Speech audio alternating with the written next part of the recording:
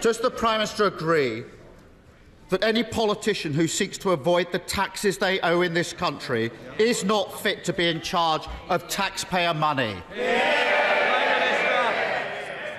Well, Mr. Speaker, I'm pleased to make my position on this matter completely clear to the House. The issues in question occurred before I was Prime Minister. With regard to the appointment of the Minister without portfolio, the usual appointments process was followed. No issues were raised with me when he was appointed to his current role. And since I commented on this matter last week, more information has come forward. And that is why I have asked the independent adviser to look into the matter. Now, I obviously can't prejudge the outcome of that, but it is right that we fully investigate this matter and establish all the facts. Mr. Speaker, he avoided the question. I think anybody watching would think it's fairly obvious that someone who seeks to avoid tax can't also be in charge of tax. Yet, for some reason, the Prime Minister can't bring himself to say that or even acknowledge the question. Now, last week, the Prime Minister told this House that the chair of the Tory party had addressed his tax affairs in full and there was nothing to add. This week, after days of public pressure, the Prime Minister now says there are serious questions to answer. What changed?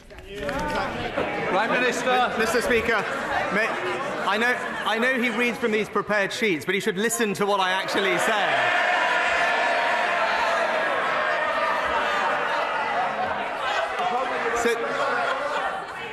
Since I commented on this matter last week, more information, including a statement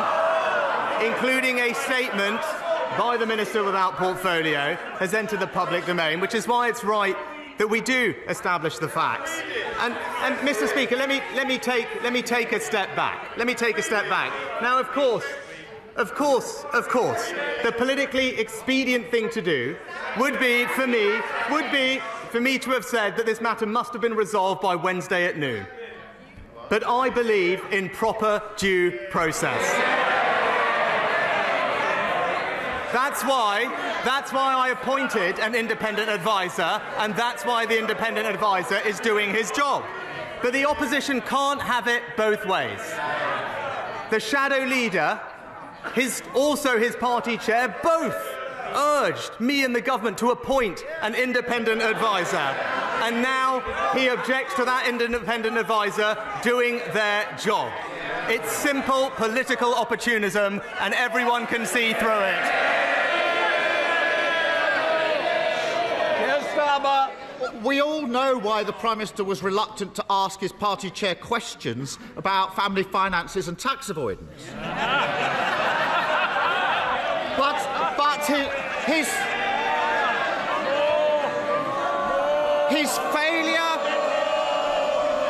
his failure to sack him when the whole country can see what's going on shows how hopelessly weak he is.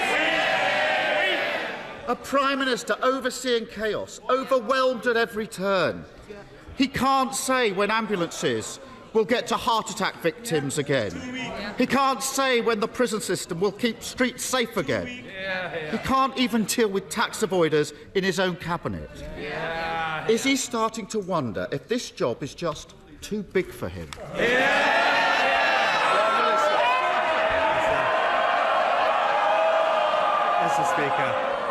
Mr. Speaker, the difference between him and me is that I stand by my values and my principles even when it is difficult. When I disagreed fundamentally with the previous Prime Minister, I resigned from the government. But for four long years, he sat next to the member for Islington North. When anti-Semitism ran rife, when his predecessor sided with our opponents. That's what's weak, Mr. Speaker. He has no principles and just petty politics.